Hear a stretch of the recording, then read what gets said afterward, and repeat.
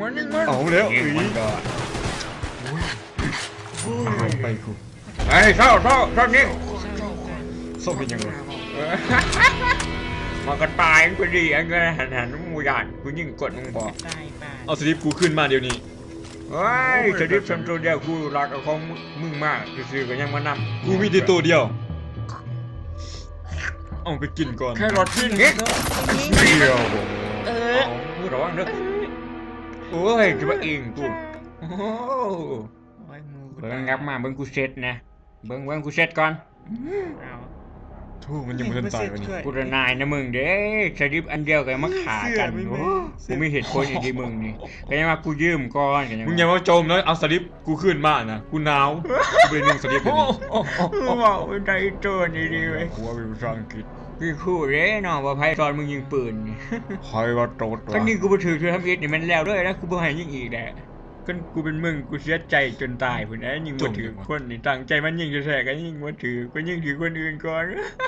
กูอยากบอกมึงว่าสลิปมึงหันกูให้มึงบ่ได้อีเด้ว่าตอนนี้กูกับนุ่งของมึงอยู่มันอยู่ในอันนี้กูพี่ก็สิเจนโพกันกูสิให้กูกับสิแกะออกให้มึงกับบ่ได้ดอกคณะอ้ายก็เจ้ากูบ่เฮ็ดของมึงขาดดอกมึงเข้าใจกูอยู่เด้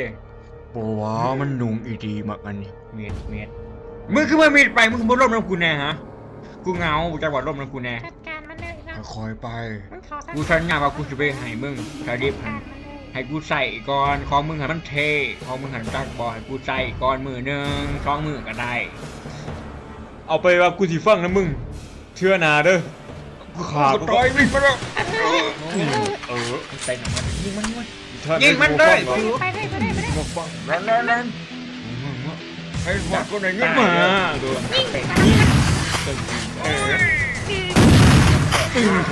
ดึงเสือ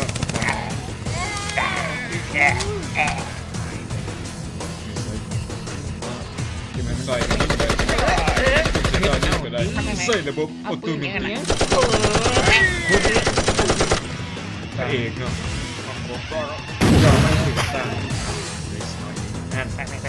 เอาไปก่อนไหมเอาไปทำไมเอาไปก่อนรอดไปโอ้เห็นหนูเรื่องนี้มันก็เซ็ตโจนนะซ้ำกินเขากับป่วยเขามาไกลๆจึงถึงปืนวันที่ฟูดวันที่เอ็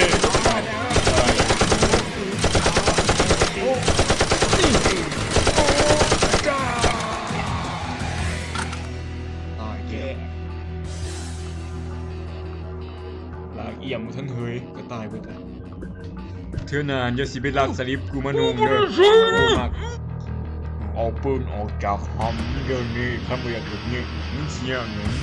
ค่อยๆทิมก็ได้โอ้ยและอีกคนนึงสลิปกูแกสลิปมันหนาวจะได้มาขาตายเบิดได้เพราะว่ามันสิถ่ายสลิปใหญ่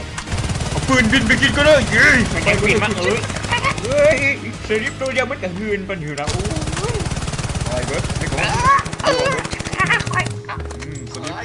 ก่อนผู้ชายสลิปของกูมาสลิปยังมาคุ้มค่าหน้าผากพอดี